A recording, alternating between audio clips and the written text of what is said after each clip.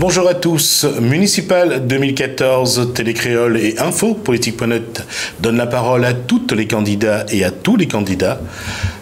Nous sommes aujourd'hui à Trois-Bassins et nous recevons le maire sortant, Roland Ramaquistin. Bonjour. Bonjour. Alors, vous êtes candidat à votre succession. On va quand même vous présenter. Qui êtes-vous? Eh bien, je suis Roland Ramaquistin, vous venez de le dire. Alors, je suis un enseignant à la retraite depuis 2005. Ensuite, et ça tout le monde le sait, j'ai fondé, j'en ai été l'auteur, compositeur, l'interprète et l'organiste du groupe Pop Expérience des années 70, un groupe qui a fait danser toute la Réunion. J'ai par la suite, en 1983, fondé Radio Véli Musique, qui émet encore aujourd'hui. Et je suis depuis 2008 maire et conseiller général de Trois-Bassins, un maire qui a vraiment une farouche volonté de faire de Trois-Bassins une ville moderne, durable, développée, équipée, où il fait bon vivre. Alors voici, il reste un petit bout de réponse pour ma deuxième question, c'est qu'est-ce qui vous motive, qu'est-ce qui vous pousse à vouloir vous représenter? Alors, mon bilan est hautement positif. Votre motivation, déjà? Alors, ma motivation, c'est poursuivre l'œuvre que j'ai commencée en 2008. Alors, maintenant, on va parler de votre bilan. Quel bilan faites-vous de cette mandature qui Mon bilan, comme je viens de le dire, mon bilan est hautement positif. D'abord, nous avons procédé au partage du travail dans une commune où le taux de chômage est quand même fort, très fort. Poursuivre l'insertion et la formation des jeunes. Poursuivre la structuration et l'aménagement des écarts. Cet aménagement qui fait qu'aujourd'hui, Trois-Bassins est une commune convoitée dans l'attente de gros projets privés. On en parlera peut-être tout à l'heure. Poursuivre ensuite l'aménagement, l'animation du territoire qui fait qu'aujourd'hui, surtout l'animation qui fait qu'aujourd'hui, Trois-Bassins est une commune connue, reconnue, visitée. Poursuivre aussi notre politique sociale et éducative, la petite enfance et l'aide à la personne. Nous avons donné une autre dimension à l'agriculture, autre dimension qu'il va falloir confirmer, concrétiser. Ensuite, nous avons monté un certain nombre de projets particulièrement intéressants et qui répondent aux attentes de la population, des projets qui sont en cours et qui sont en attente de réalisation très prochainement. Alors, ça c'est sur ce bilan, quel a été pour vous le travail le plus accompli que vous avez réussi? C'est l'aménagement du territoire pour rendre Trois-Bassins vraiment attractif. Alors, si on considère que la population aujourd'hui est dans les attentes, dans des doléances, vous les rencontrez aujourd'hui, qu'est-ce qu'ils vous demandent? Qu'est-ce qu'ils attendent de la prochaine mandature? Eh bien, je pense que petite commune, dans toutes les petites communes, les attentes sont plus ou moins les mêmes. Surtout dans les petites communes où il y a le chômage, surtout le chômage, donc du travail. Les gens attendent du travail. Les gens attendent des logements. Et puis, bien entendu, les jeunes attendent de l'animation. Et il y a animation et animation. Il va falloir répondre à différentes demandes quand on parle d'animation. C'est surtout cela. Bien entendu, pour revenir à tout ce que je disais tout à l'heure, équiper, développer Trois-Bassins. Alors, équipé, donc votre population vous a fait part de ses doléances. Qu'est-ce que vous allez faire dans la prochaine mandature? Quels sont les grands axes de votre projet de développement? La communication ne s'arrête jamais. On doit être toujours très proche de sa population. Donc, aller encore plus dans l'animation. J'ai, durant cette mandature, rencontré tous les lundis dans les quartiers ma population. Je reçois quotidiennement en mairie. La communication s'est faite aussi à travers le magazine communal, la lettre du maire, l'affichage presque permanent, l'Internet. Ça, c'est pour la communication. Ensuite, la dynamisation des écarts. J'y reviens parce que c'est extrêmement important. La dynamisation des écarts. L'insertion et la formation des jeunes.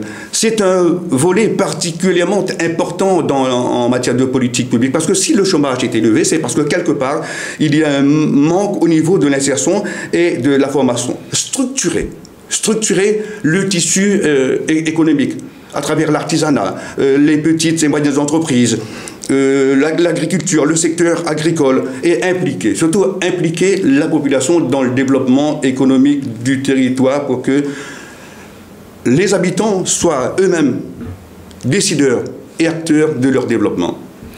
Sur cette cartographie que vous venez de dessiner, il y a bien sûr le développement économique. Est-ce que vous allez mettre en place cette zone artisanale? La zone artisanale, elle fonctionne déjà. Lorsque nous sommes arrivés, tous les locaux étaient vides. Aujourd'hui, c'est plein. L'activité a redémarré et tout fonctionne particulièrement bien. Mais par contre, nous sommes dans l'attente d'une deuxième zone économique. Le foncier est acquis sur 2 hectares et le développement va se faire sous la seconde mandature. Alors, cette zone économique, bon, on connaît un peu la géologie de Trois-Bassins, c'est assez escarpé, pour le foncier, c'est pas toujours évident. Là, vous avez 2 hectares. Qu'est-ce qu'il faut faire venir à Trois-Bassins? Des artisans, des petites entreprises, et l'autre volet qui vous porte aussi, à partir de l'artisanat, c'est le tourisme.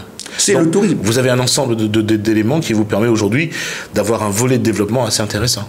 Alors, vous venez de prononcer un mot particulièrement intéressant, le tourisme. Je parlais tout à l'heure de l'aménagement du territoire. Si on n'aménage pas le territoire, on ne développe pas l'attractivité, les investisseurs ne vont pas venir. Et je pense que nous sommes sur la bonne voie parce que bientôt, nous allons assister à l'arrivée d'un centre commercial sur Trois-Bassins. C'est dans les tout prochains mois. L'ouverture est prévue pour cette année. Nous sommes dans l'attente de l'implantation de 2 hôtels, 5 étoiles et 4 étoiles. Chaque hôtel va générer 200 emplois. Le centre commercial, 40 emplois. Nous sommes en train de travailler sur un projet d'aménagement touristique dans les Hauts de Trois-Bassins. La construction d'un village, je dis bien d'un village touristique autour du gîte de Trois-Bassins avec l'implantation de bungalows, d'aires de pique-nique, de sport, de promenade, haltes aux chevaux, etc. D'accord. Et ça, c'est pour les Hauts? Ça, c'est pour les Hauts. Le village touristique, c'est pour les Hauts. À mon réalisateur, on va pas parler de la souris chaude. Là, sur le bas, hôtel aussi? Ben, hôtel, c'est sur les bas. C'est sur la partie basse. Côté mer. Ah, d'accord. Alors là, sur 2 hôtels, donc sur le littoral. Tout à fait. Et autour de ces 2 hôtels, qu'est-ce qu'il y aura d'autre? Oh ben, il y aura tout ce qui manque au littoral, tout ce qui a toujours fait défaut sur le littoral, c'est-à-dire des équipements de proximité, des logements, bien entendu, un aménagement, parce que nous travaillons sur un projet important sur le littoral avec le concours du TCO, parce que Trois-Bassins a été déclaré d'intérêt communautaire en 2009. Et il y a une grosse réflexion qui est menée sur l'aménagement de ce littoral, la structuration du littoral pour faire du littoral, dans un premier temps, un quartier moderne, durable, équipé. Alors, je reviens sur les 2 hôtels. Aujourd'hui, le financement est bouclé, les projets sont dans les tuyaux. Le projet est bouclé? J'ai signé il y a un mois de cela le permis de construire en ce qui concerne le centre commercial. Pour ce qui concerne l'hôtel 5 étoiles, le permis a été déposé récemment. Et nous sommes dans l'attente du dépôt de permis de construire de l'autre hôtel. Ce sont des budgets privés? Ah oui, tout à fait, bien sûr. D'accord. Alors, autour de ça, vous, qu'est-ce que la mairie va faire pour accompagner tous ces projets de développement économique? Là, on parle de tourisme. Comment allez-vous prendre votre part dans ces 2 projets? Le tourisme, c'est à travers l'animation du territoire, je disais, rendre le territoire attractif. L'artisanat, je veux dire, ceux qui transforment un petit peu l'agriculture, ceux qui font des produits du terroir, comment allez-vous intégrer ces personnes dans les projets de développement touristique? J'y arrivais justement. Nous avons construit dans ce premier mandat une place qui s'appelle la place des festivités. C'est là qu'a lieu le festival de la création chaque année, et qui attire plus de 120 exposants sur 200 personnes qui postulent. Nous n'avons pas suffisamment de places, nous limitons le nombre de places à 120. Et justement, c'est le festival de la création. Au cœur de ce festival, l'agriculture a une place particulièrement importante, notamment les produits de transformation, les produits agricoles qui sont transformés. Trois-Bassins est aussi le lieu qui produit vraiment du foie gras local. Et ça, par le biais de l'association APDF. Ça, il est bon de le souligner aussi. Vous voulez y mettre un label à un moment ou à un autre? On y travaille. On y travaille. Je parlais tout à l'heure on parle à l'instant du festival de la création. Il y a aussi le marché de Noël. C'est justement pour la valorisation des productions agricoles de Trois-Bassins. Alors, il y a aussi, je crois, une fête du terroir. Il y a un moment de l'année où vous mettez en avant les produits de Trois-Bassins. La fête du terroir a été enterrée en 2008. Aujourd'hui, c'est le festival de la création. D'accord. On a parlé de tourisme, mais on va parler maintenant logement. On parle aussi éducation. Logement. Je ne crois pas que Trois-Bassins ait été concerné par le passé par une aussi grande volonté de construction de logements. Nous sommes dans l'attente de 300 logements d'ici à 2017. Les opérations ont déjà démarré et ça va se poursuivre jusqu'à la réalisation des 300 logements en 300 logements, à côté il faut des crèches, il faut des halles de garderie. Mais pour le moment, il y a une crèche privée. Il nous reste moins d'une minute. Une crèche privée qui fonctionne. Les besoins ne sont pas vraiment énormes pour le moment. Et en termes d'emploi, les contrats aidés, la gestion se passe bien? Tout à fait, tout à fait.